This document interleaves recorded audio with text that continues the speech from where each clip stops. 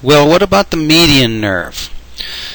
Well, we're going to spend some time now talking about the median nerve, and we're going to go into a more lengthy discussion of the median nerve because the median nerve is going to be the peripheral nerve of the upper extremity most prone to entrapment. It's going to be the one that we most commonly see, of course, due to and related to carpal tunnel syndrome. So let's talk about the median nerve, and then we'll go into an extensive discussion or an extended discussion of entrapment of the median nerve due to carpal tunnel syndrome. And first of all, let's talk about how the median nerve is formed. The median nerve is formed from a branch from the lateral cord.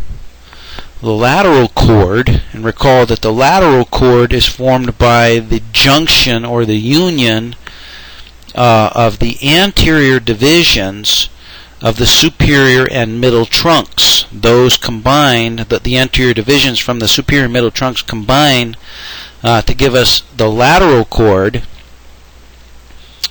And then the lateral cord continues off and gives off the musculocutaneous nerve, and a branch continues and is joined with another branch from the medial cord after the medial cord has given off the ulnar nerve, and those two branches combine to form the median nerve.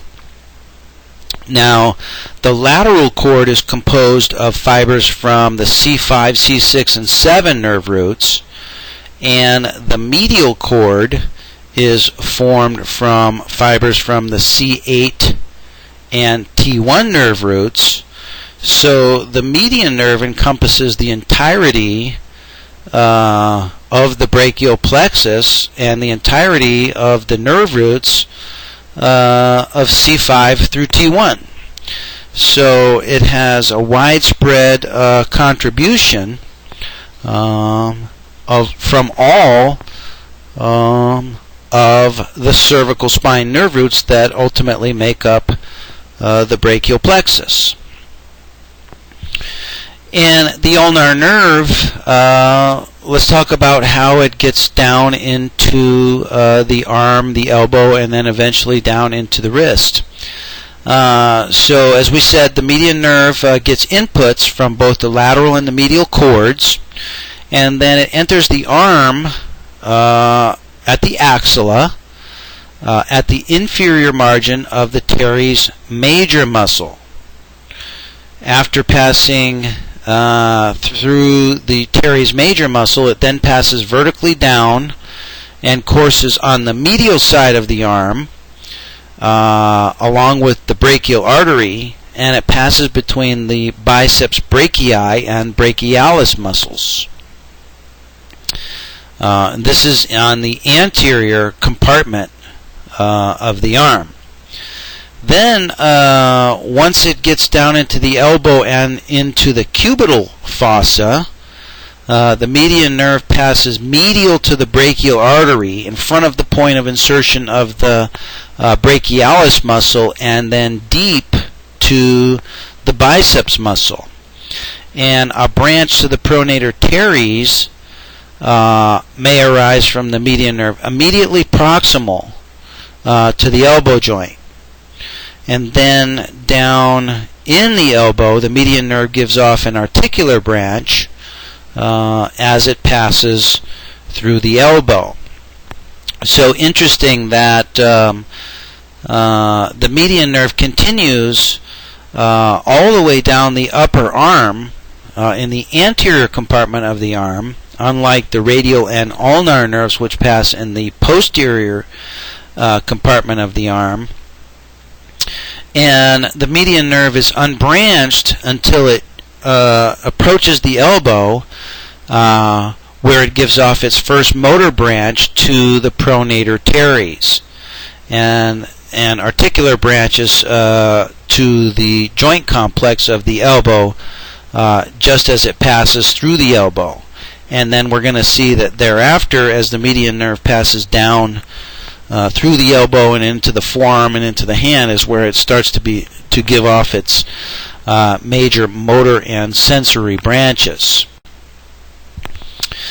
As it passes through the cubital fossa, it then passes between the two heads of the pronator teres muscle, and the pronator teres muscle is divided into a humeral head and an ulnar head. So let's think about that. Pronator teres has an attachment across the elbow joint up onto the humerus, and it also has an attachment distal to the elbow where it attaches to the ulna bone, and it's between those two heads that we're going to see a potential site of compression here when we talk about compressions in just a minute.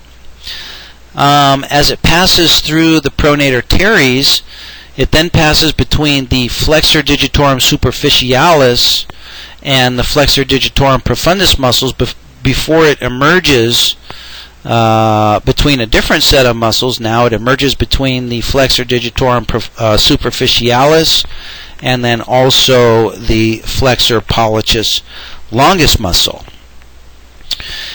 And if you have your handout materials, I have a diagram that shows the distribution of the median nerve. Again, the median nerve encompasses fibers from C5, C6, C7, C8, and even T1.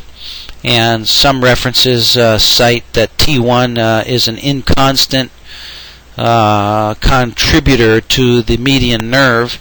But if you look at diagrams of the median nerve, you see that T1 definitely could contribute to the median nerve just by tracing it back as it goes through the brachial plexus and up into the cervical spine nerve root. So typical diagram shows that T1 is a contributor to the median nerve, but some textbooks and some authors describe T1 as an inconstant contributor.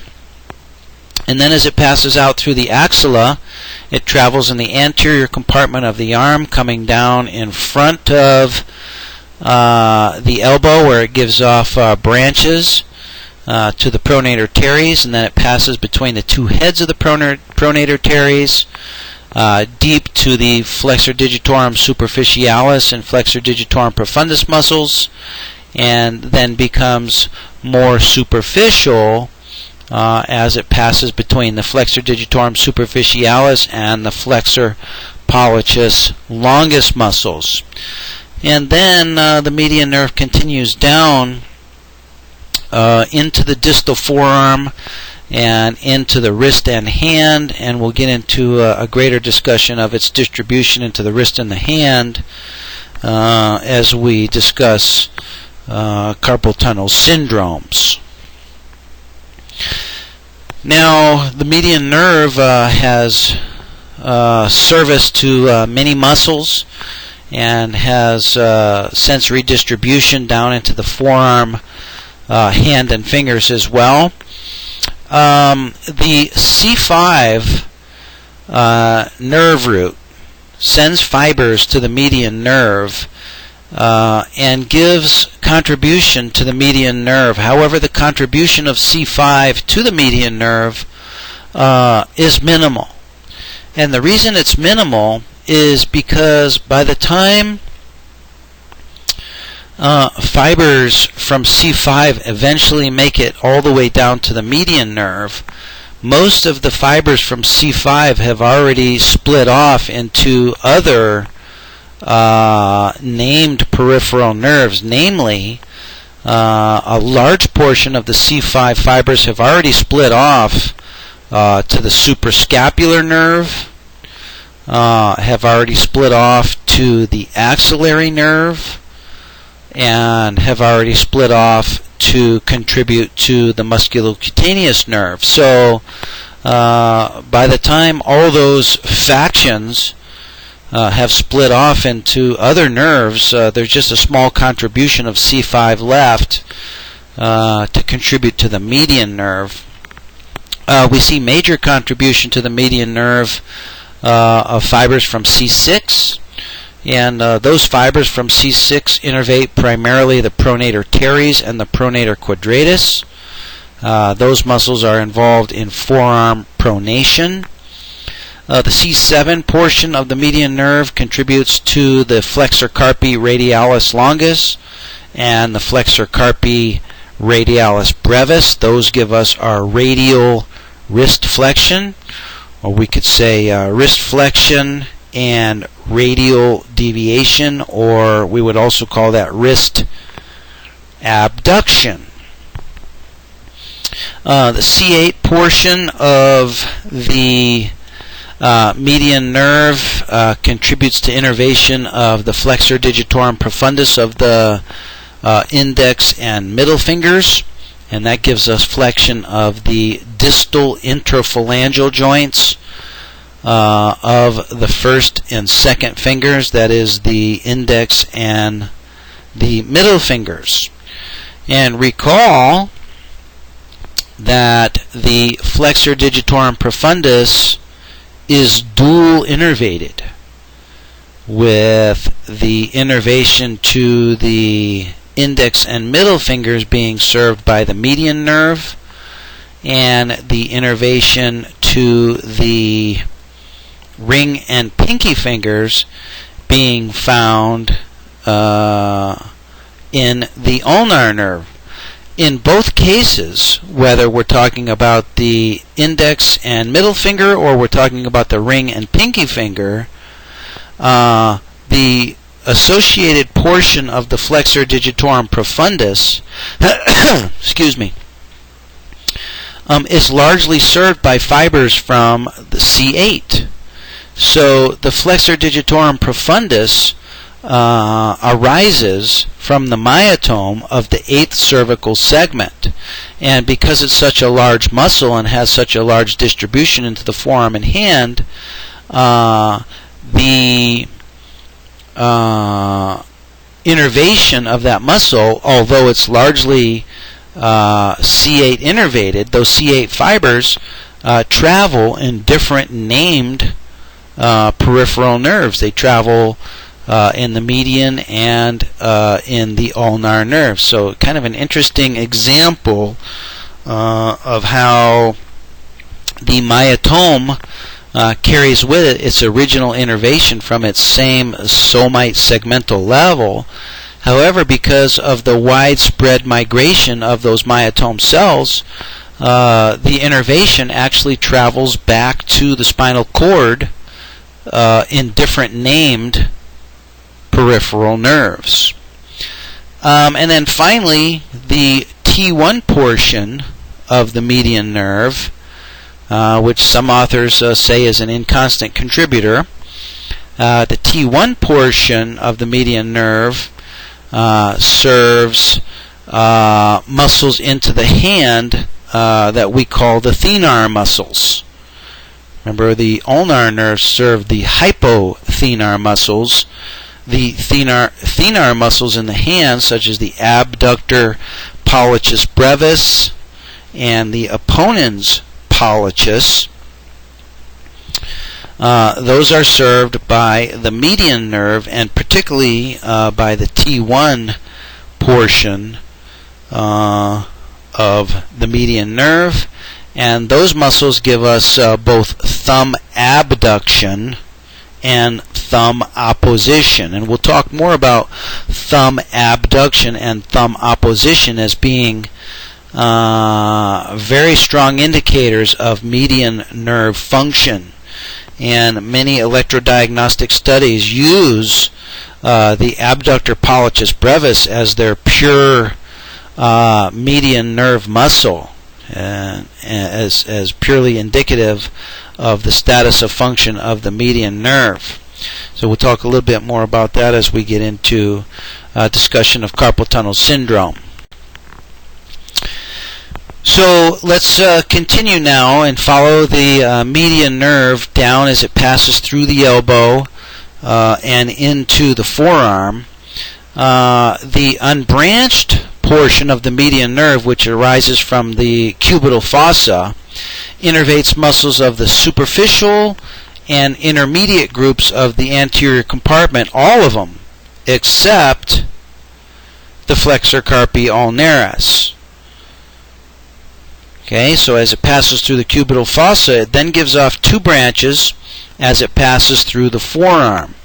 It gives off the anterior interosseous branch, which innervates all of the muscles of the deep group of the anterior compartment of the forearm, except those muscles which are innervated by the ulnar nerve, and we said that that included the ulnar half of the flexor digitorum profundus, that is to the ring and pinky fingers, and then also the flexor carpi ulnaris muscle. And then this anterior interosseous branch ends with its innervation of the pronator quadratus.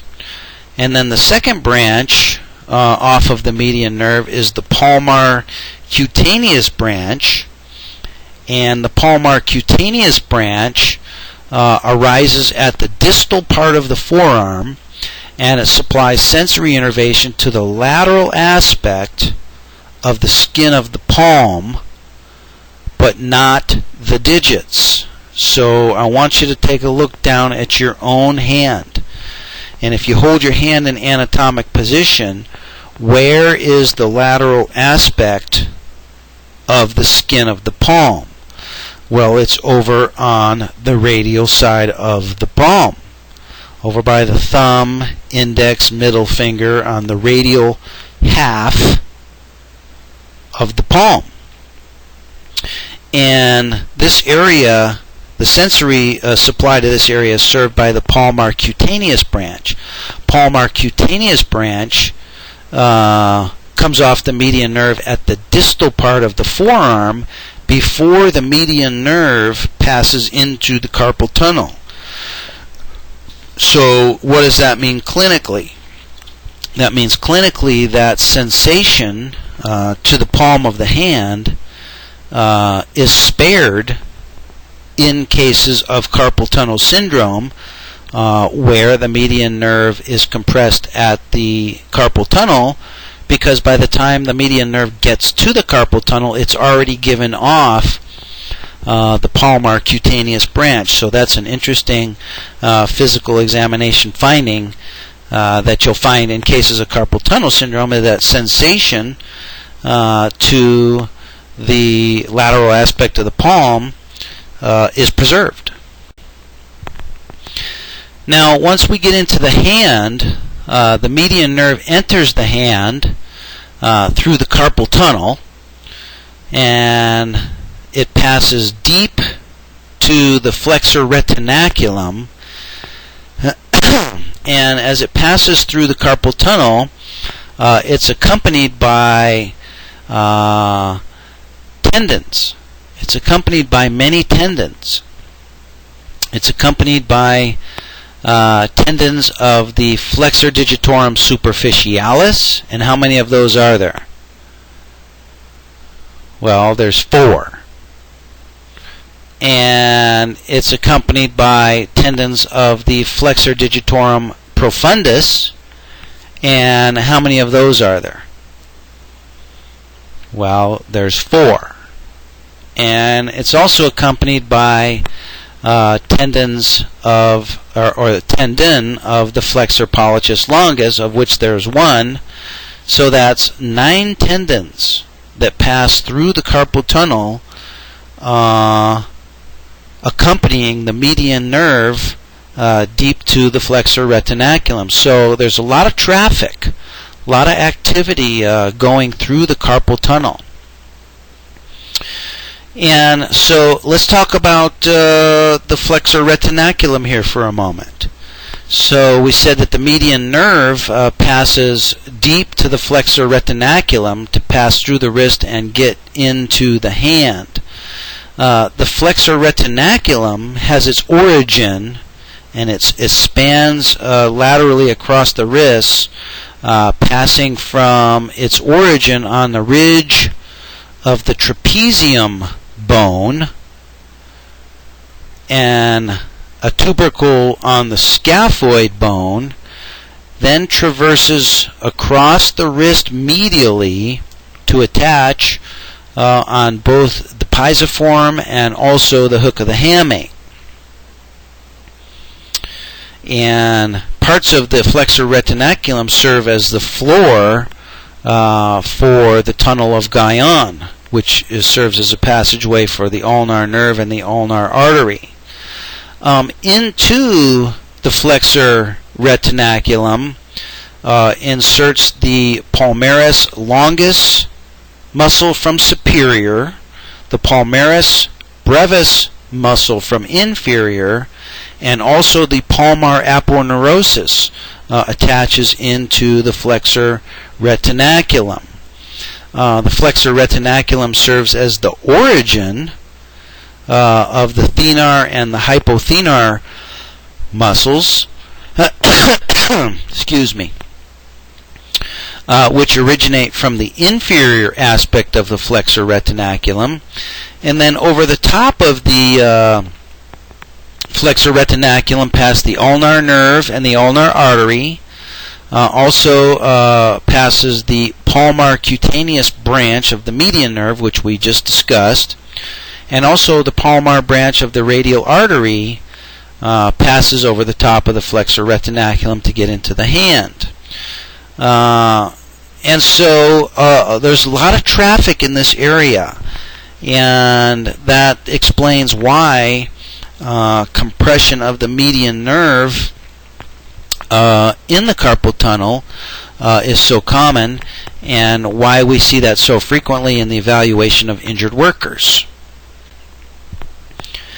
Now, once the median nerve gets into the hand, it sends off several branches. First of all, it sends off what's known as the recurrent branch.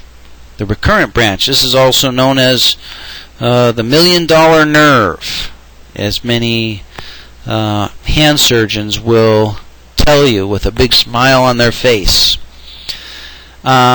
And it's the recurrent branch that gives the motor innervation to the thenar muscles, the apponens pollicis, the abductor pollicis brevis, and the flexor pollicis brevis. So with entrapment of the recurrent branch, we're going to see weakness and atrophy of the thenar muscles, the apponens pollicis, the abductor pollicis brevis, and the flexor pollicis brevis.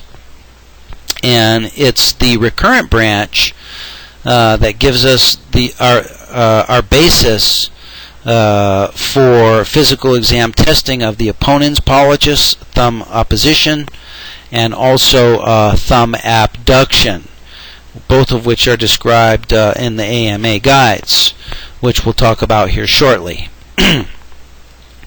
Once in the hand, the median nerve also gives off digital cutaneous branches, including the common palmar digital branch and the proper palmar digital branch. This provides the sensory supply to the radial 3.5 digits on the palmar side. That's the index, that's the thumb, index, middle, and half of the ring finger. And then also give sensory supply to the tips of the index, middle, and ring finger on the dorsum of the hand. On the dorsum of the hand. So a little overlap on the dorsum of the hand with the radial nerve. And specifically the median nerve serves the tips, the distal phalanges, whereas the radial nerve serves the middle and proximal phalanges on the dorsum of the hand. Also, there is motor branches to the first and second lumbrical muscles of the hand, also given off by the median nerve as it passes into the hand. So several branches once the median nerve then gets down into the hand, and depending upon where the compression of the median nerve is, will give us a variety of different distributions of both motor and sensory symptoms. Those of you that have the handout materials have a diagram here that shows the median nerve coming down into the wrist and hand, and shows the dorsal sensory palmar sensory branch coming off the median nerve about 5 centimeters proximal to the carpal tunnel at the flexor retinaculum. And then once the median nerve passes underneath the flexor retinaculum, gives off branches, motor and sensory branches, to all of the thumb thenar muscles, the lateral 2 lumbrical muscles, and then sensory branches into the radial 3.5 fingers. And if you just think mentally in your mind, if you superimpose the distribution of the ulnar nerve over the distribution of the median nerve, you can picture in this diagram, and you might even draw it in with a pen or pencil if you have this diagram out on your desk right now, is the ulnar nerve comes down through the tunnel of Guyon in parallel with the median nerve, and then branches similarly to the branching of the median nerve, also sending off motor branches to now the medial side of the hand to serve all the hypothenar muscles that are not supplied by the median nerve, and then also to supply the sensory portion of the ring and pinky finger that are not supplied by the median nerve. It's kind of interesting that the radial and median nerves come down in parallel to each other into the wrist and hand, and supply almost mirror image portions, both motor and sensory. So let's review some of these functions now of the median nerve. The motor function, first of all, way up high, just above the elbow, the median nerve sends off its first branch, which is a branch to the pronator teres. The pronator teres gives us both forearm pronation, and also, because the pronator teres crosses the elbow joint to attach on the humerus, it has a humeral head, it gives us some weak elbow flexion.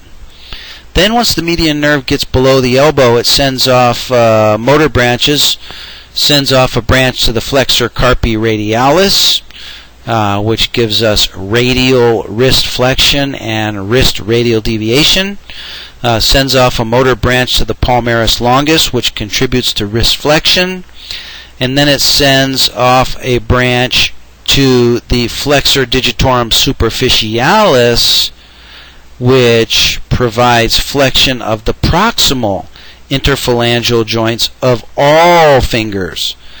All fingers. Now note that's an exception, comparing the flexor digitorum superficialis to the flexor digitorum profundus, which we'll talk about here shortly. So once the median nerve gives off these 3 motor branches, it then branches off into 2 major trunks. One is the anterior interosseous nerve, and the anterior interosseous nerve is also a motor nerve.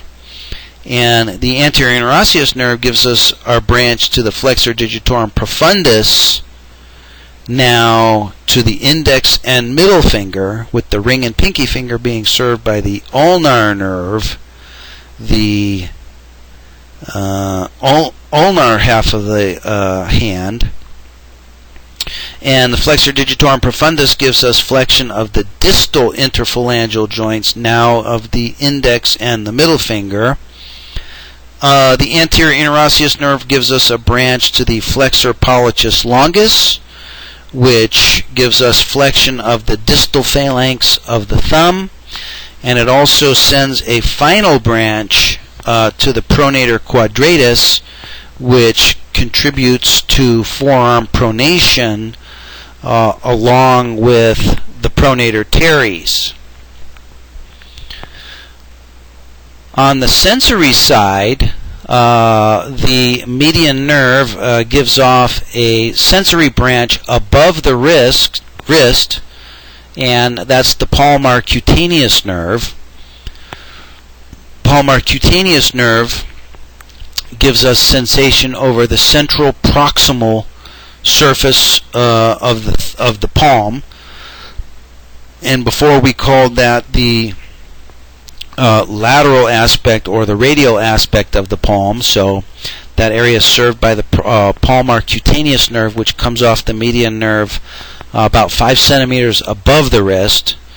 Below the wrist, the median nerve sends off several groups of palmar digital branches.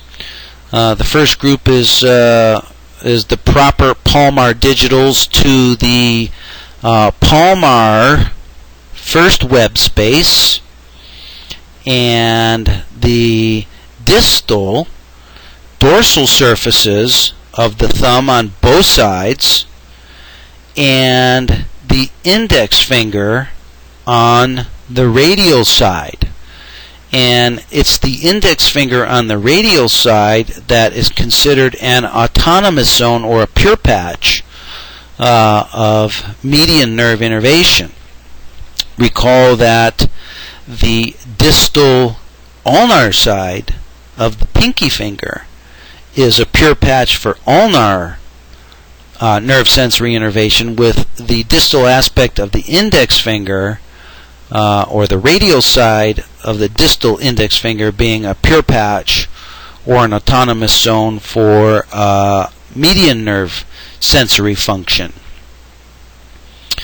Then there are two additional digital branches that provide sensory supply to the second palmar web space, and then also the distal dorsal surfaces of the contiguous sides of the index and the middle fingers. So that's the ulnar aspect of the index finger and the radial aspect of the middle finger. And you can imagine this. You've seen these diagrams before, and the diagram that we just reviewed showed this branch going to these contiguous surfaces of these adjacent fingers. And then finally, there's two more branches that provide sensation to the palmar aspect of the third web space, that is on the palmar aspect of the hand, and then also additionally to the contiguous surfaces of now the middle and the ring fingers, and that would be the radial aspect of the middle finger and the ulnar, the ulnar aspect of the middle finger and the radial aspect of the ring finger. And just picture in your mind the overlapping distribution of the ulnar nerve. The ulnar nerve would then give us our sensation to the fourth web space and the contiguous surfaces of the ring finger and now the pinky finger. The AMA guides provide a diagram of the median nerve on page 487. And the AMA guides describe the median nerve as being comprised of mainly C6, C7, C8, and T1 nerve roots with inconstant contribution from C5. And we talked about that there is some minimal contribution from C5 generally, and some contribution from T1 generally. But various texts and different authors describe inconstant contributions from both C5 and T1. And so one thing is for certain is that the median nerve is largely C6, C7, and C8. with also diminishing contributions from the two extreme nerve roots of C5 and T1. Again, the AMA guides describe the branches that come off the median nerve. Above the elbow, there's a branch to the pronator teres, and then again below the elbow, there's branches to the flexor carpi radialis, the palmaris longus, and the flexor digitorum superficialis, and that's flexor digitorum superficialis to all of the fingers.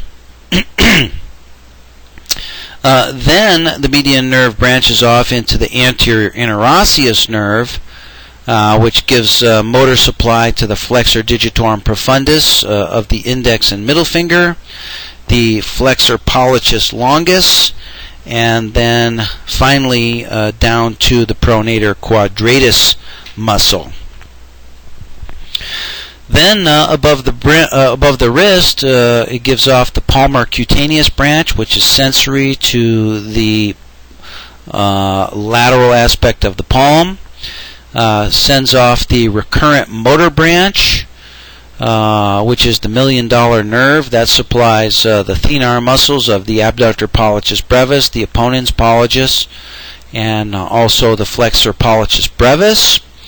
And then not shown in the AMA guides are the sensory branches. And just generally, if you look at the palmar surface of your hand, those sensory branches, of which there's three of them, three main ones. First one supplies the first thumb space, the first web space on the palmar aspect of the hand, serves both sides of the thumb, and then also is sensory to the radial half of the thumb. Also provides a small motor branch to the first lumbrical muscle. Then the second branch provides sensory to the second web space and the ulnar aspect of the index finger, the radial half of the middle finger, and sends off a small motor branch to the second lumbrical muscle. So the first and second lumbrical muscles are served by the median nerve. Third and fourth lumbrical muscles served by the ulnar nerve. And then finally, the third sensory branch comes off and supplies the third web space, and then serves the ulnar half of the middle finger and the radial half of the ring finger.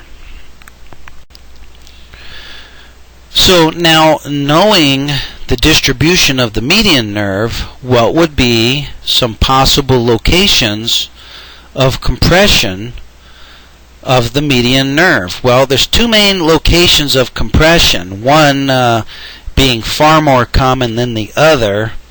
The first being at the elbow, giving us the so-called pronator syndrome, and there's many different tissues that can contribute to the pronator syndrome,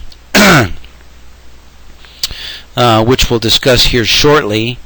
And then also, and much more commonly, the median nerve can be compressed at the wrist, giving us carpal tunnel syndrome.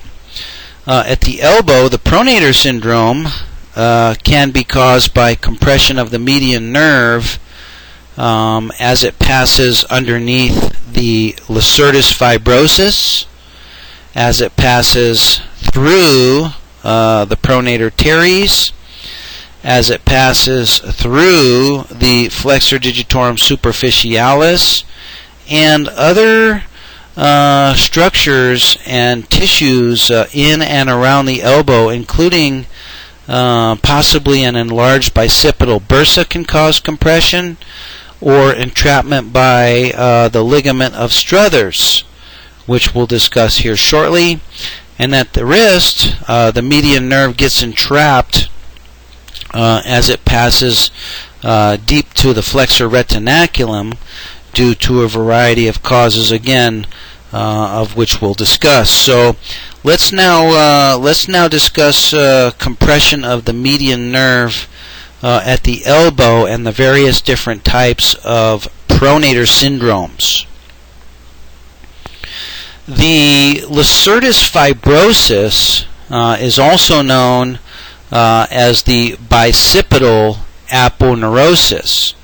And the median nerve passes underneath the bicipital aponeurosis and into the antecubital region, medial to both the biceps tendon and the brachial artery. And those of you that have your handout materials have a diagram here that shows the bicipital aponeurosis, which serves as a covering, as a connective tissue covering over the median nerve, as the median nerve passes on the medial aspect of the lower upper arm and the upper forearm, just medial to both the biceps tendon and the brachial artery. And repetitive motions or contracture of the lacertus fibrosus here can be one site of compression of the median nerve. Those of you that have your handout materials, I have another diagram that shows the bicipital aponeurosis. Some authors refer to this as the lacertus fibrosis, and the median nerve travels just underneath and just slightly deep to the bicipital aponeurosis. So repetitive use, repetitive contracture of the bicep muscle, thickening of the aponeurosis, anomalous development of the aponeurosis, or some of the other syndromes in this area can force the median nerve up against the aponeurosis and cause an irritation and or compression of the median nerve here, just as the median nerve passes down into the elbow. The pronator teres muscle is a two-headed muscle. Has its humeral head humeral head attaches to the medial epicondyle of the humerus, and you can palpate that yourself if you place your thumb just slightly superior to the medial epicondyle on its anterior surface. And then if you repetitively pronate and supinate your forearm, you can feel the humeral head as it attaches on the medial epicondyle.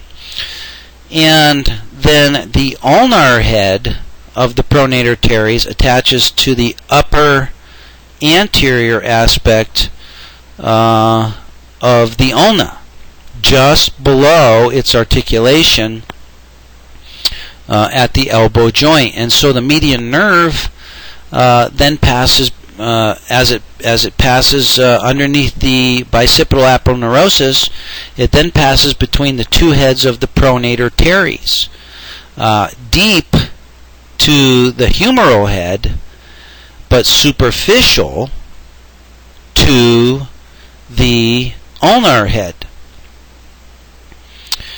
And the pronator teres then continues down and has its insertion point on the anterolateral upper 1/3 of the radius bone. And because of those origins and insertions, shortening of the pronator teres muscle gives us pronation of the forearm. And one of the compression neuropathies of the median nerve due to the pronator teres is the so-called pronator teres syndrome. And the pronator teres syndrome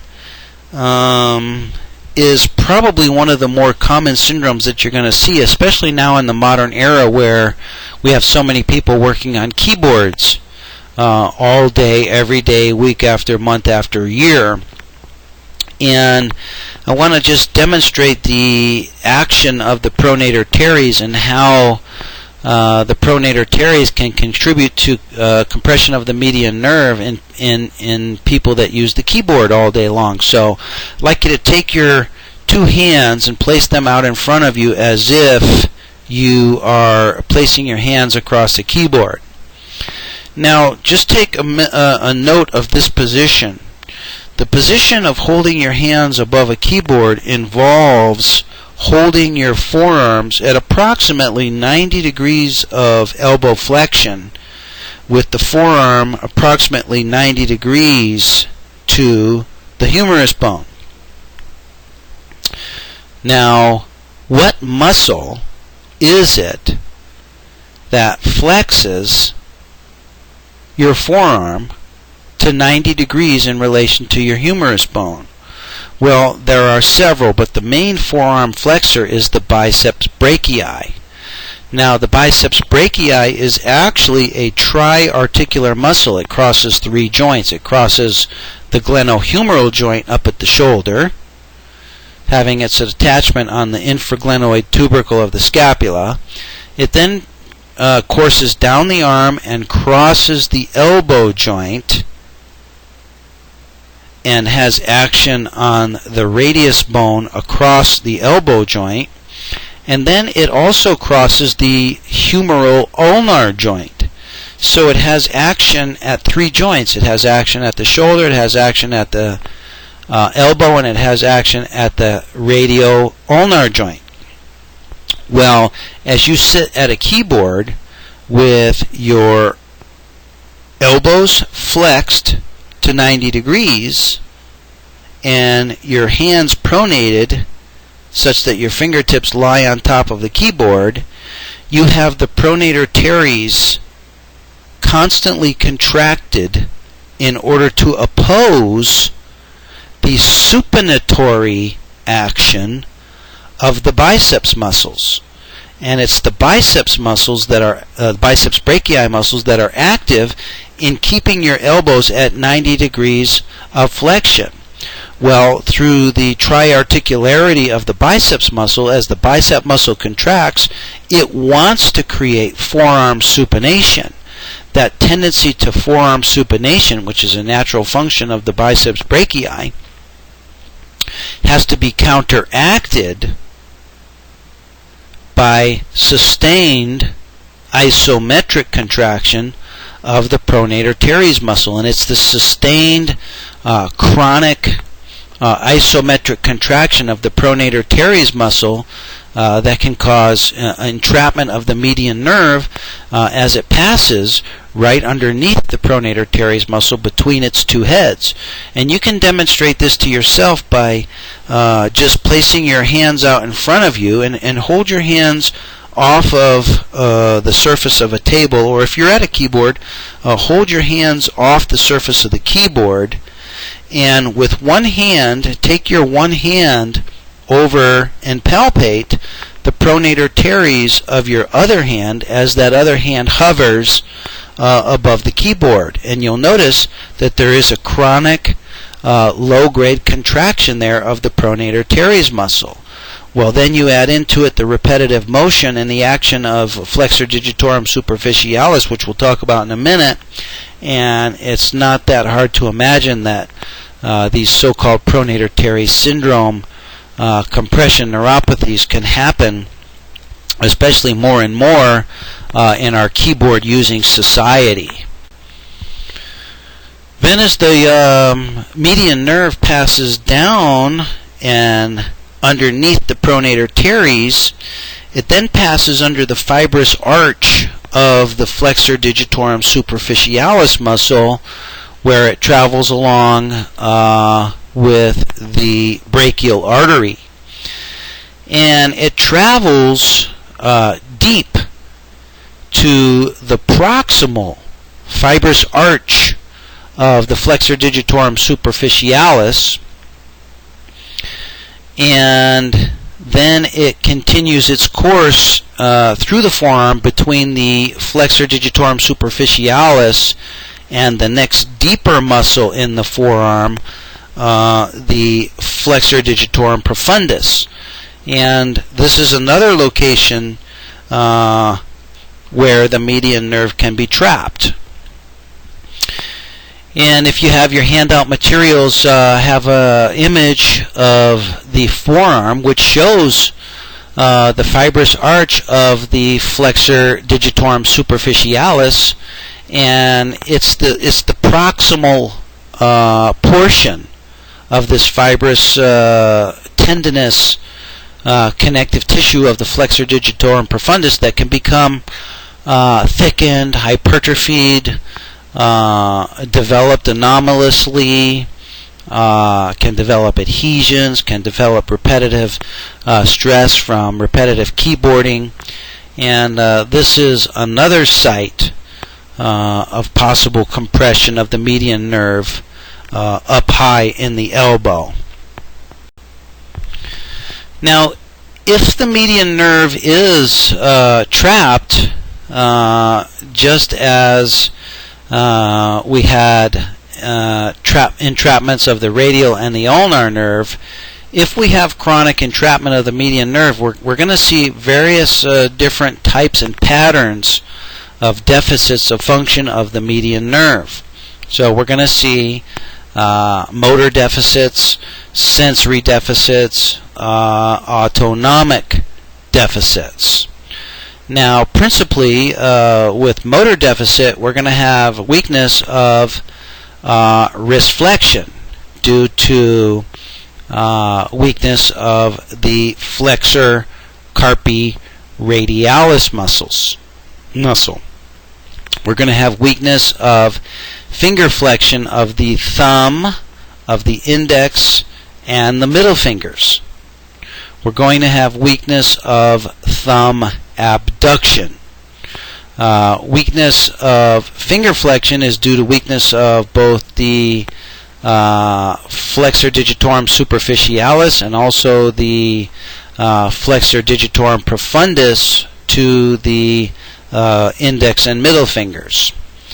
On the sensory side, we're going to have pain and loss of sensation to the lateral palm.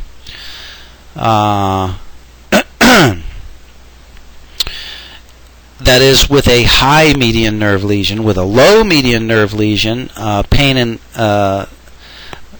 sensation to the lateral palm, sensation to the lateral palm would be preserved with a high median nerve lesion. No, let me say that again. With a high median nerve lesion, we can have pain and loss of sensation to the lateral palm. But because the palmar cutaneous branch comes off the median nerve proximal to the wrist, if we have an entrapment of the median nerve low at the carpal tunnel, sensation to the lateral palm will be preserved. Other sensory findings, we will have pain and loss of sensation to the index, middle, and radial half of the ring finger. And then for some reason, and it's not really known what the reason is, but you should be aware of this, and that is that examinees or patients with bona fide compression of the median nerve can have retrograde pain up the forearm to the elbow and even into the shoulder. And the reason for this is not known, but you should be aware of that. And in this instance, at least as involves the median nerve, it's not uncommon to have examinees report that in addition to distal symptoms that you would expect, there are also proximal symptoms, even pain up as high into the shoulder. And then what about autonomic findings? What kind of deficits of autonomic function would you expect with a long-term entrapment of the median nerve? Well, the autonomic fibers of the median nerve supply sympathetic fibers to the blood vessels of the brachial artery and all the fingers of the hand. So a common finding that you might see with dysfunction of the sympathetic fibers would be that the fingers would blanch and perhaps appear to be swollen. You might also have glandular dysfunctions, as the sweat glands overproduce sweat, so hyperhydration could be one of the autonomic findings that you would want to examine for. Okay, so considering these various different pronator syndromes, on physical exam, if the median nerve was compressed at the lacertus fibrosus, or the so-called bicipital aponeurosis, we would find that pain in the proximal forearm would be increased by actions that involve resisted supination and resisted elbow flexion. So what we're talking about is resistance to the biceps brachii muscle, which is a combined elbow flexor and elbow supinator. So what types of activities could involve resisted supination and resisted elbow flexion? Maybe carrying a suitcase, maybe using a screwdriver, maybe using a paintbrush, any activity that involves repetitive and resisted elbow flexion and resisted forearm supination. And the reason for that is because it's the activation of the biceps brachii muscle that tightens the aponeurosis and compresses the median nerve from top down, or from superior to inferior, or in the anatomic position it compresses the nerve from anterior to posterior. So it gives compression on the top of the nerve, putting pressure from top to bottom of the nerve. The nerve can become entrapped by the pronator teres muscle, in which case the pain in the proximal forearm would be increased by resisted forearm pronation and resisted wrist flexion. And I'd like to just have you demonstrate that movement to yourself. Imagine that you're going through resisted forearm pronation and resisted wrist flexion, and if you actually do that maneuver there, you will feel quite a tightening of both the pronator teres and also the flexor carpi radialis muscle, and that can be a source of compression of the median nerve, because it squeezes the nerve between the heads of the pronator teres above and from the flexor carpi radialis inferiorly. So the nerve is getting compressed both top and bottom. The median nerve can also be compressed at the fibrous arch of the flexor digitorum superficialis, in which case pain in the proximal forearm is increased with resisted flexion of the proximal interphalangeal joint of the middle finger, which causes contraction of the central body or central belly of the flexor digitorum superficialis muscle. And the reason is that activation of the flexor digitorum superficialis tightens the fibrous arch and compresses the nerve between the flexor digitorum superficialis superficially and the flexor digitorum profundus deep. Okay, so multiple locations at which the median nerve can become compressed and entrapped. Also, the ligament of Struthers, which is an anomalous ligament above the elbow, which passes from the supracondylar eminence of the humerus bone to the medial epicondyle of the humerus bone, and through the ligament of Struthers passes the median nerve and the brachial artery, and this is another site at which the median nerve can become compressed, in which case you'll have a physical exam finding of tenderness to palpation just immediately superior to the medial epicondyle.